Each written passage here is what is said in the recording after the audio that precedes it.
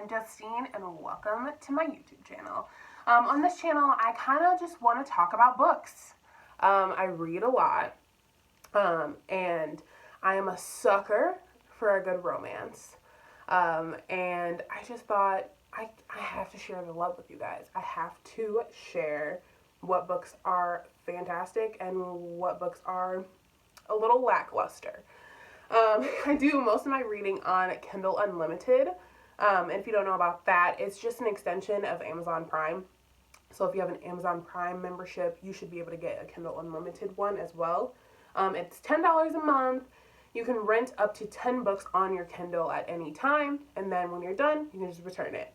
And I think it's great, and especially being in quarantine, I have read my fair share of books. So Kindle Unlimited is a great platform for authors that have never written a book before, or authors that are just starting out and just have a small little following.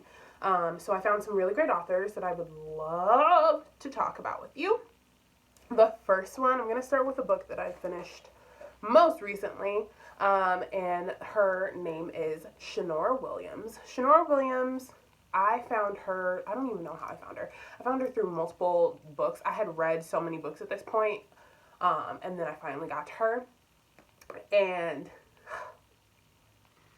what I find with Kindle Unlimited books sometimes is that, like I said before, the authors are a little newer, or they've never really written a book before, whatever. The writing sometimes is a little, for me. I did not find that with Shanora. I mean, obviously, like, you have certain qualms with books, but with hers, I don't really have many. Her plots were great. I think every book should have a conflict, and hers definitely did, and it wasn't crazy, it wasn't off the wall.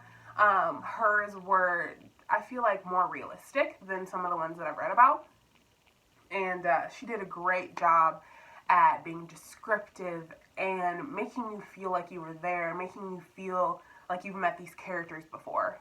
She did such a great job at that. The book that I just finished reading of hers is called Mr. Black. And if you're not into age difference books, then maybe this one wouldn't be for you. But I would encourage you to still read it because it was great. I'm going to give you a little synopsis. I don't want to give you any spoilers, although some of these may contain spoilers. I'm so sorry. In Dear Mr. Black, you meet Chloe Knight, who at the time, in the beginning of the book, is 11, and Mr. Black, Mr. Theodore Black, who lives across the street from her, who's about 36.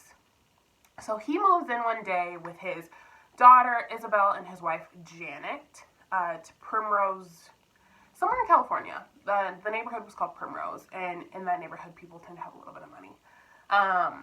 And he moves in with his family. And Chloe, who lives across the street from them, is lonely. I mean, she's an only child. She reads. She doesn't have any friends, really.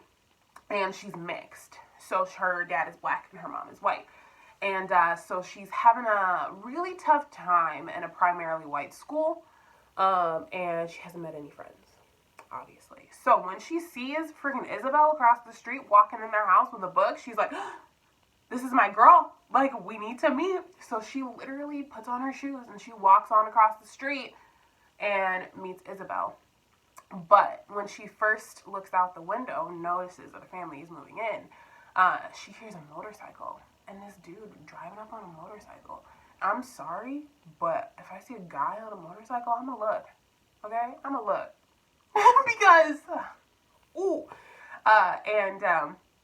so she gets over there, she meets him. The first person she meets is Theodore Black himself. Alright? This man, okay?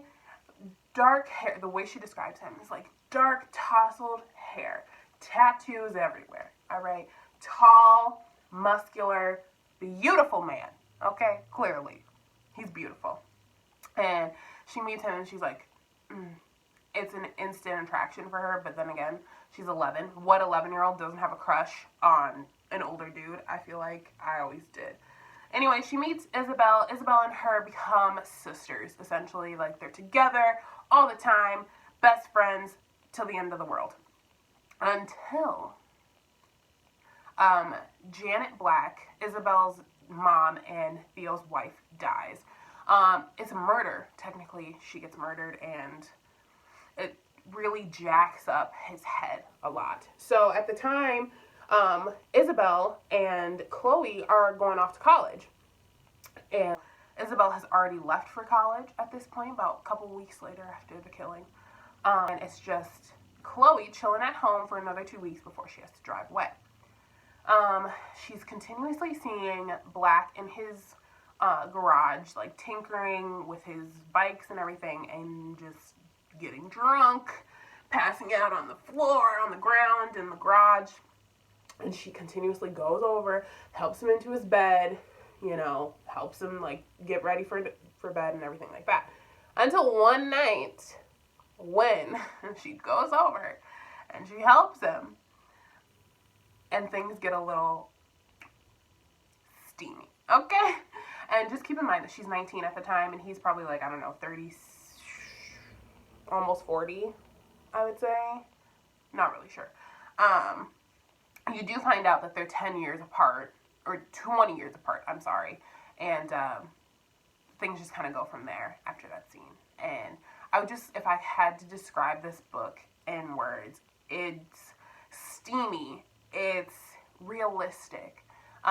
It really makes me want to fall in love with someone 20 years older than me, quite frankly, with muscles and tattoos. And it was just a great story. There's issues that come into play, and I think both characters were very mature with how things progressed. And there is another book afterwards called Forever Mrs. Black, so you can kind of tell from the title what happens, maybe, maybe not, but it's probably not what you expect. So I think I encourage you to check out Shinora. Her writing is beautiful, and I follow her on Instagram. You should too. She posts new books that she's writing or new books that she's collabed on, and just a little teasers of books that she currently has out right now. Yeah, so I really hope you enjoyed this review. If I had to give it a rating, it would definitely be a 9.7 out of 10, quite frankly. It was a really great book. I loved the continuation, the second book. It was beautiful. So I do plan on doing so many more of these because I've read so many books.